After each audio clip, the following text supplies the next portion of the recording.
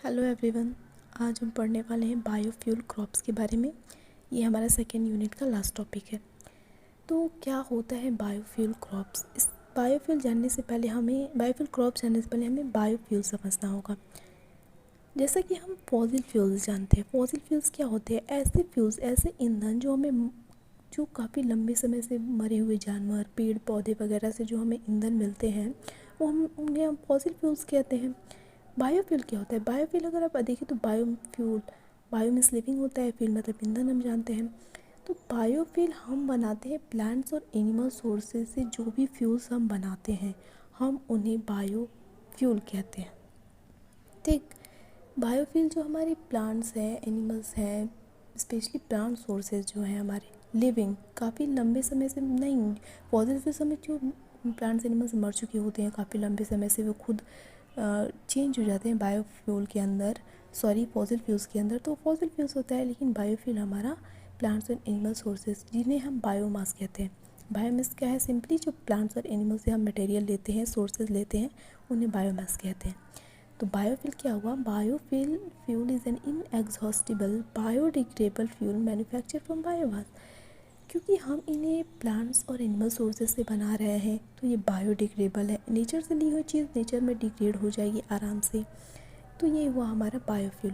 Biofuel manufacture for biomass है। तो biomass क्या होता है? जो हम प्लांट्स और एनिमल सोर्सेज से चीज़ें ले रहे हैं उन्हें हम बायोमास कहते हैं।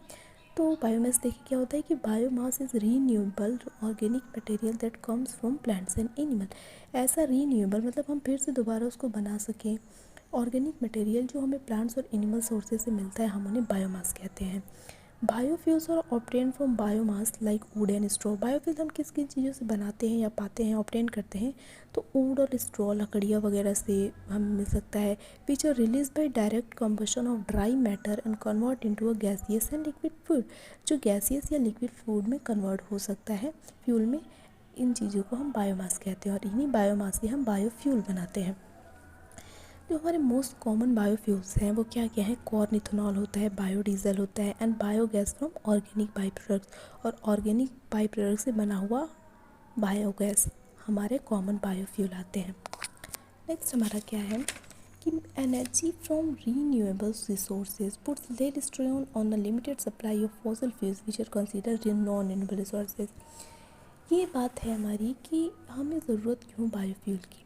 हम जैसा कि जानते हैं फॉसिल फ्यूल्स है हमारी, तो वो कितने मिलियंस ईयर्स से बनी हुई हैं, जो कि एक लिमिटेड उनका सप्लाई, ये कह सकते हैं लिमिटेड अमाउंट में है। वो एक टाइम आते आते वो ख़त्म हो जाएंगी। आफ्टर ऑल हमने बहुत सारा ख़त्म कर भी चुका है उससे, फॉसिल फ्यूल्स को।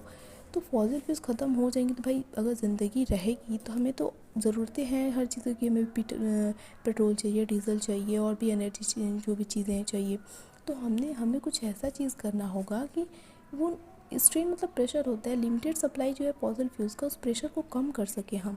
इसीलिए हमने बायोफ्यूल का कॉन्सेप्ट लाया है। प्लांट्स और एनिमल सोर्सेज हमारे पास रहेंगे तो हम उनसे फ्यूल्स बनाएंगे, वही हमारी बायोफ्यूल है। ठीक, बायोफ्यूल क्रॉप्स क्या होते हैं? ये भी तो हमने बायोफ्यूल देखा। बायोफ्यूल क्या होता है? बायोफ्यूल क्रॉप्स क्या होते हैं? इन्हें हम एनर्जी क्रॉप्स भी कहते हैं। तो बायोफ्यूल क्रॉप्स क्या होती हैं? Plant species that are efficient user of solar energy for converting CO2 into biomass. ऐसे प्लांट्स होते हैं जिनके पास ये क्षमता है, ये पोटेंशियल है कि वो सनलाइट को, सोलर एनर्जी को यूज़ करके CO2 कार्बन डाइऑक्साइड को बायोमास में चेंज कर सके, which can be used as a source of energy. जिन्हें हम एक एनर्जी की सोर्स पे तो के यूज़ कर सके, एक फ्यूल के रूप में यूज़ कर सके, उन्हें हम एनर्जी क्रॉप्स कहते हैं या बायोफ्यूल क्रॉप्स कहते हैं। बायोफ्यूल क्रॉप्स क्या होते हैं? ऐसे प्लांट जो सोलर एनर्जी को यूज़ करके किसी बायोमास को, किसी प्लांट या एनिमल स्पीशीज़ को किसी फ्यूल में चेंज कर सके, किसी यूजेबल एनर्जी में चेंज कर सके। ऐसे ऐसे क्रॉप को हम बायोफ्यूल क्रॉप्स कहते हैं। ठीक, अब आता है कि हम बायोफ्यूल क्रॉप्स या ट्रीज़ जो हम चूज़ करते हैं, किन किन पेड़ों से, पौधों से हम बायोफ्यूल बनाते हैं। ठीक, तो इनका कुछ कह सकते हैं फीचर्स है कि किन किन पौधों को हम चूज़ करते हैं। तो crop use to make biofuels और generally either high in sugar, starch और ऑयल। हम बायोफ्यूल के लिए जो प्लांट से, एनिमल सोर्सेज से हम फ्यूल बना रहे हैं, हम स्पेशली ऐसे प्लांट चूज़ करते हैं जिनमें शुगर कंटेंट बहुत ज़्यादा होता है, स्टार्च ज़्यादा होता है, या थोड़ा ऑयली कंटेंट होता है। ऐसे प्लांट्स को बायोफ्यूल के लिए यूज़ किया जाता है। High yield of oil percentage, इनका ऑयल परसेंटेज बहुत ज़्यादा होना चाहिए, ऐसे प्लांट्स यूज़ किए जाते हैं। लिस्ट रिस्क ऑफ फेलियर, उनका फेल होने का मतलब हम उनसे फ्यूल बनाएं तो वो फेल ना कर जाए, उनका चांसेस लेस होना चाहिए। नेक्स्ट है लीस्ट कल्टीवेशन इनपुट, उनका कल्टीवेशन के लिए बहुत ज़्यादा महंगा भी नहीं होना चाहिए कि कोई कल्टीवेट ही नहीं कर पाए। फिर fast growing and short rotation, मतलब जल्दी जल्दी वो ग्रो कर सके, उनका रोटेशन हो, मतलब हम कई बार उन्हें ग्रो कर सके बारी बारी से। फिर अवेलेबिलिटी ऑफ सीड मटेरियल, उनका सीड भी मिलना चाहिए तभी तो हम प्लांट लगाएंगे। लीस्ट डिजीज़ अकरेंस, मतलब वो उसमें ज़्यादा डिजीज़ नहीं होना चाहिए, वो ठीक डिजीज़ फ्री प्लांट होना चाहिए या बहुत कम उसमें डिजीज़ लगनी चाहिए, ठीक। तो ये तो हमारा हुआ बायोफ्यूल और बायोफ्यूल क्रॉप्स। बायोफ्यूल क्या होते हैं, जो हम प्लांट एंड एनिमल सोर्सेज से फ्यूल बनाते हैं उन्हें बायोफ्यूल कहते हैं। और बायोफ्यूल क्रॉप्स क्या होते हैं, ऐसे प्लांट जो बायोफ्यूल से एनर्जी बनाने में हमें हेल्प करें, उनको हम बायोफ्यूल कहते हैं, बायोफ्यूल क्रॉप्स कहते हैं। अब हमने क्लासिफिकेशन किया है, मतलब बायोफ्यूल को कई टाइप कह सकते हैं, टाइप में डिवाइड किया है, जिन्हें हमने जनरेशन का नाम दिया है, ठीक। तो बायोफ्यूल का ये कह सकते हैं क्लासिफिकेशन या डिफरेंट जनरेशन ऑफ बायोफ्यूल क्या होते हैं। तो इन्हें 4 जनरेशन में डिवाइड किया गया है, first generation, second generation, third generation है, फोर्थ जनरेशन बायोफ्यूल्स। तो क्या क्या होते हैं इनका आइए देखते हैं। तो फर्स्ट जनरेशन बायोफ्यूल क्या होते हैं। Biofuels obtained from such crops that accumulate sugar, starch or oil and are used to as human food or animal feed are called first generation biofuel. First generation biofuel में ऐसे पौधों ऐसे पेड़ों को रखा गया है जिनमें शुगर, स्टार्च और ऑयल की मात्रा बहुत ज़्यादा होती है और जिन्हें ह्यूमन फूड और एनिमल फीड दोनों के लिए यूज़ किया जा सकता है, ठीक। डेफिनेशन बिल्कुल सटीक याद रखिएगा कि फर्स्ट जनरेशन बायोक्रॉप्स ऐसे बायोफ्यूल्स हैं जिनमें शुगर, स्टार्च और ऑयल की मात्रा बहुत ज़्यादा होती है और एनिमल और ह्यूमन दोनों के फूड के लिए वो यूज़फुल होते हैं, मतलब दोनों उसे कंजर्व कर सकते हैं। बायोफ्यूल के जो फर्स्ट जनरेशन बायोफ्यूल्स हैं उससे हमने क्या क्या बना सकते हैं और क्या क्या बनाया है और एग्जाम्पल क्या क्या है उसके। तो बायो इथेनॉल, इथेनॉल होता है हमारा। तो बायो इथेनॉल को हमने किससे बनाया है, शुगर केन से बना सकते हैं, शुगर बीट, मेज़, वीट, ठीक। बायोडीजल किन किन चीज़ों से बनाया हमने या बनाते हैं, palm oil, vegetable oil, rapeseed oil, sunflower oil. Biogas किससे किससे बनाते हैं, मेज़, शुगर बीट और biomass to liquid from wood, ठीक। ये फर्स्ट जनरेशन बायोफ्यूल है, ठीक। सेकेंड जनरेशन बायोफ्यूल कौन कौन से हैं, तो the biofuels that are produce from lignocellulose biomass.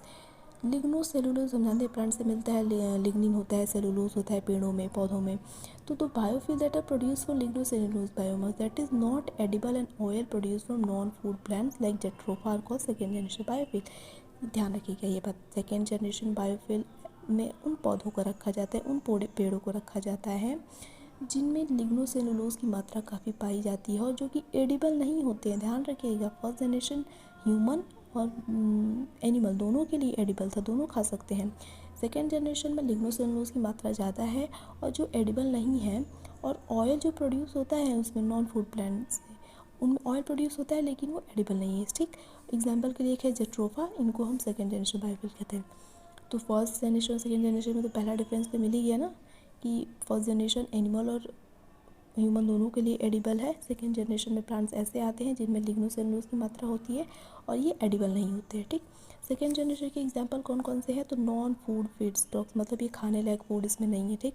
तो इसमें क्या क्या बनाया जाता है या बनता है, residue from already existing biomass stock, जो पहले से मौजूद बायोमास स्टॉक की चीज़ें बची हुई हैं उनसे हम बनाते हैं चीज़ें, जैसे फूड वेस्ट, फ्लाम, slurry, chicken litter, water waste, waste wood, इन सारी चीज़ों से हम फ्यूल्स बनाते हैं सेकेंड जनरेशन में। तो किस कैटेगरी का है ये, नॉन फूड फीड स्टॉक। फिर क्या है, इम्प्रूव्ड कन्वर्जन टेक्नोलॉजी, इनको भी हमने बनाया, डेवलप किया है, जैसे more complete conversion of cellulosic plant first, जिसमें ज़्यादा सेलुलोज पाए जाते हैं प्लांट का में, उन चीज़ों से हमने फ्यूज़ बनाए हैं। ग्रोन ऑन मार्जिनल लैंड, ऐसे प्लांट को मार्जिनल लैंड पे ग्रो किया जाता है। And improve GHG performance compare to first generation, मतलब इसका ग्रोथ परफॉर्मेंस और यील्डिंग परफॉर्मेंस फर्स्ट जनरेशन से ज़्यादा था या ज़्यादा है, ठीक। थर्ड जनरेशन बायोफ्यूल क्या होते हैं, they are derive from micro algae which give high biomass yield and do not compete with agriculture system. Third generation biofuel क्या होते हैं, हम इन्हें एल्गल बायोमास से लेते हैं, मतलब माइक्रो एल्गी से लेते हैं, जो हमें बायोमास हाई क्वांटिटी में बायोमास यील्ड देती हैं और इनका एग्रीकल्चरल सिस्टम से कोई मतलब नहीं है, ठीक। डिफरेंसेस आप समझते जाइएगा। फर्स्ट जनरेशन एनिमल और प्लांट, फर्स्ट जनरेशन में प्लांट था, सेकेंड जनरेशन में भी प्लांट था, ये भी प्लांट में एल्गी भी आते प्लांट में, लेकिन ये माइक्रो एल्गी कैटेगरी रखा गया थर्ड जनरेशन बायोफ्यूल में, ठीक। ये एग्जांपल है, मतलब कि हम एल्गी से कैसे बायोफ्यूल बनाते हैं, हमने डीजल कैसे बनाया है। तो वो उसका डायग्रामेटिक रिप्रेजेंटेशन है कि एग्जिस्टिंग टेक्नोलॉजी थी, कार में से CO2 निकल रहा था, तो यहाँ पे एल्गी है, एल्गी ने सनलाइट का यूज़ किया और इससे अपना बायोमास बना दिया, ऑयल एक्सट्रैक्शन बना दिया। हमने उसका यूज़ करके प्रोटीन रेसिड्यू अलग किया, फिर बायोडीज़ल प्रोडक्ट बनाए। बायोडीज़ल प्रोडक्ट से हमें ग्लिसरीन मिला और हमने डीजल बना दिया। ठीक, थर्ड जनरेशन में माइक्रो एल्गी का यूज़ है। फोर्थ जनरेशन बायोफ्यूल्स कौन कौन से होते हैं? तो the fourth generation biofuels are likely to involve harvesting of solar energy produce hydrogen और इलेक्ट्रिसिटी। फोर्थ जनरेशन बायोफ्यूल्स ऐसे होते हैं जो सोलर एनर्जी का यूज़ करके हाइड्रोजन या इलेक्ट्रिसिटी बनाते हैं by making an ingenious use of photosynthetic apparatus. Photosynthetic apparatus क्या है? फोटोसिंथेटिक अपैरेटस प्लांट्स हो गए, CO2 हो गया, वाटर हो गया, यही सब तो है फोटोसिंथेटिक अपैरेटस जो फोटोसिंथेसिस में यूज़ करते। तो इन सारी चीज़ों का यूज़ करके हाइड्रोजन या इलेक्ट्रिसिटी बनाने के वाले प्लांट्स को या जो हमारे बायोफ्यूल्स हैं उनको फोर्थ जनरेशन बायोफ्यूल रखा गया है। अब थोड़ा 1 मिनट के लिए आप first, second, third, fourth generation सबको एक बार रिवाइज कर दीजिए। फर्स्ट जनरेशन में प्लांट था, उसके बाद उसमें शुगर कंटेंट, स्टार्च कंटेंट और ऑयल कंटेंट सबसे ज़्यादा थी। हम यहाँ पे लिख देते हैं, ठीक। First, second, third and fourth. First generation क्या था? Sugar, starch and oil content मौजूद रहेगा इसमें, और एडिबल फॉर बोथ एनिमल और प्लांट दोनों, एनिमल एंड ह्यूमन दोनों खा सकते हैं, ऐसी चीज़ें इसमें होती हैं। सेकेंड जनरेशन में क्या था? लिग्नोसेलुलोज वाले प्लांट लिए गए थे जिनमें ज़्यादा मात्रा होती है लिग्निन और सेलुलोज की, और ये एडिबल नहीं होते हैं। ठीक, नॉट एडिबल लिख देते हैं, ठीक। थर्ड जनरेशन में किसका यूज़ किया गया था? Micro algae. हमने इनमें से बायोफ्यूल, बायोडीज़ल बनाए। और फोर्थ जनरेशन में हम यूज़ करते हैं ऐसे फ्यूल्स का, ऐसे प्लांट्स का जिनसे हाइड्रोजन या इलेक्ट्रिसिटी बना सके।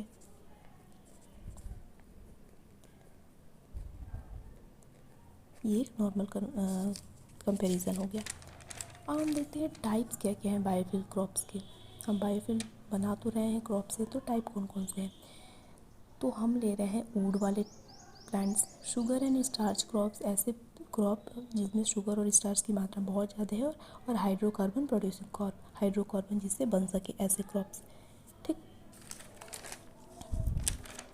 तो सबसे पहले देखते हैं wood. It is obtain from fast growing trees like butea, casuarina, leucaena, eucalyptus seed.